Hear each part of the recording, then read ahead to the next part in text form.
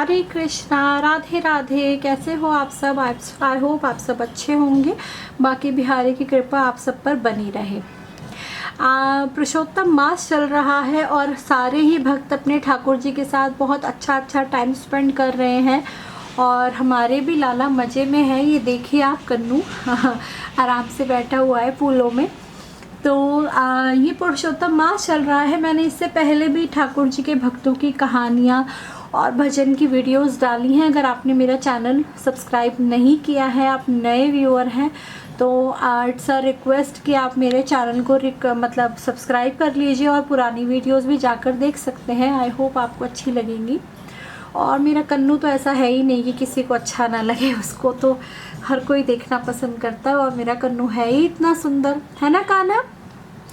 और आज की भी जो मेरी वीडियो है वो एक छोटी सी कहानी है, मैं आपको सुनाती हूँ। ये मैंने भागवत जी में सुनी थी। मैं एक जगह शुक्रवार में एक बार कथा हो रही थी, तो मैं वहाँ पर हमने भागवत जी सुनने के लिए हम गए थे, तो मैंने वहाँ पर ये कथा सुनी थी महाराज जी के मुख से। तो मैं वो मुझे कथा याद आई, तो मुझे लगा कि आज कन्नू को कहानी सुना देती हूँ।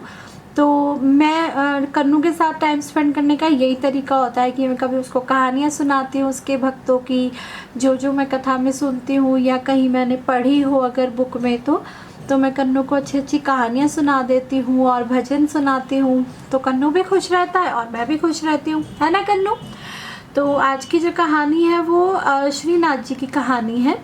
श्रीनाथ जी के एक बहुत ही प्यारे भक्त हुए हैं और ये सत्य घटना है। बहुत सालों पुरानी बात है कि श्रीनाथ जी के एक बड़े ही सुंदर भक्त थे और नॉर्मल अपना वो बेचारे मतलब बहुत अमीर भी नहीं थे, बहुत गरीब भी नहीं थे। अपना जो कमाते खाते थे, अपना रोटी उनको मिल जाती थी, गुजर बसर हो जाती थी।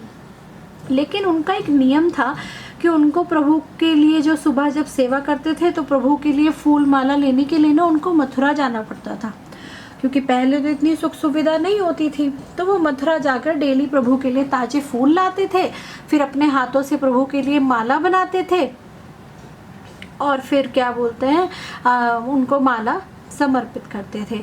अब एक दिन क्या हुआ कि महाराज जी की आँख नहीं खुली। अब महाराज जी उठे और बोले ब्राह्मणी से कि ब्राह्मणी, आज तो बहुत देर हो गई, आज तो मेरे श्रीनाथ जी को माला भी नहीं पहनाई जाएगी, आज तो बहुत देर हो गई। खैर वो जैसे तैसे जल्दी स्नान वगैरह किया और मथुरा पहुँचे। अब मथुरा पहुँचे तो महाराज वहाँ पर बड़ी सुंदर फूलों की मंडी लगी हुई थी। तो रोज़ तो वो कभी गुलाब के, कभी चमेली के, कभी गेंदे के फूल लेके जाते थे। आज उन्होंने देखा कि बड़े रंग बिरंगे गुलाब की मंडी लगी हुई है।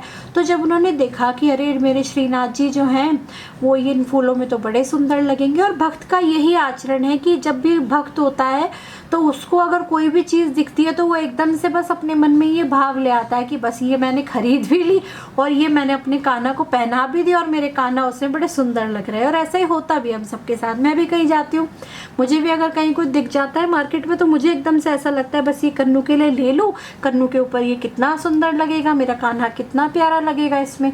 ये सभी के साथ होता है, आप सबके साथ भी होता होगा। तो अब उन महाराज जी के साथ भी ऐसे हुआ। वो ब्राह्मण देवता बेचारे अपने, उन्होंने सोचा कि आज तो ये रंग बिरंगे फूल ले लेता हूँ।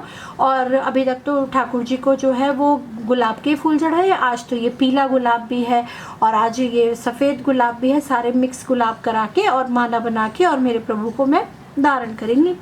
अब कोई बात नहीं। अब जैसे उन्होंने पूछा उससे क्या बोलते हैं माली से कि भाई कितने के दिए ये फूल। माली ने बोला 1 आने के।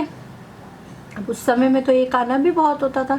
उसने बोला कि ठीक है, अच्छा मैं 1 आने के तू मेरे लिए ये दे दे। अब जैसे ही वो वहाँ से फूल पैक करने लगे माली भैया, इतने में वहाँ पे महाराज अकबर के ज़माने की बात है, तो अकबर का जो मंत्री था वो उधर से जा रहा था घोड़े पे। अब उसको उन फूलों को देखकर एकदम अपनी प्रेयसी की याद आ गई। तो यहीं पर देखो होता क्या है, जब भी हम कोई अच्छी चीज़ देखते हैं तो हम जिससे सबसे ज़्यादा प्यार करते हैं उसी की याद आती है।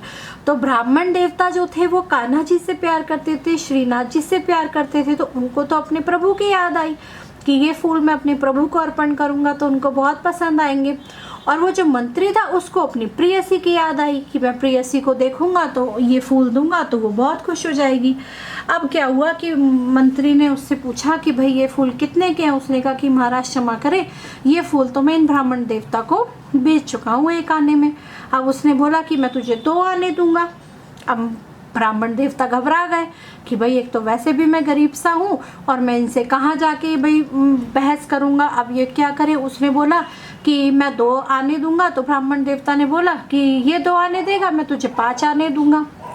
अब मंत्री ने कहा कि तू जानता नहीं है कि मैं कौन हूँ, और मैं 5 आने की जगह मैं तो 1 रुपया दूंगा। अब भाई वहाँ पर वो फूलों के ऊपर लड़ाइयाँ शुरू हो गई। अब वो बढ़ते बढ़ते बढ़ते बढ़ते 1 रुपये के ऊपर बात आ गई। अब पहले ज़माने में तो पैसे इतने ज़्यादा होते थे कि 1 रुपया भी बहुत होता था। वो मंत्री इसी तरीके से मतलब कि मैं 5 दूंगा, 10 दूंगा, 15 दूंगा, 20 दूंगा, करते करते वो फूलों के लिए 100 रुपये पे बात आ गई कि मैं तो 100 रुपये दूंगा। अब ब्राह्मण देवता बोले कि मैं ये 100 रुपये दे देगा, लेकिन मैं तो 100 रुपये नहीं दे सकता। अब उसके बाद उसने ब्राह्मण देवता ने फिर भी जोश में कह दिया कि ठीक है मैं 500 दूंगा। अब मंत्री ने बोला कि तू 500 देगा तो मैं 1000 रुपये दूंगा। अब उस ज़माने में तो 1000 रुपये की बहुत वैल्यू होती थी, लाखों करोड़ों।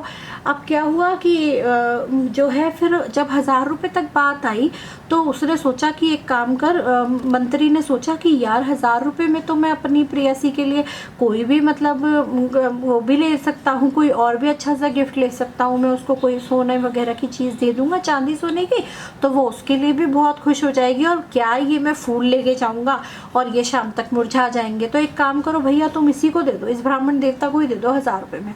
अब ये कह के मंत्री तो चला गया। अब मंत्री जी तो चले गए।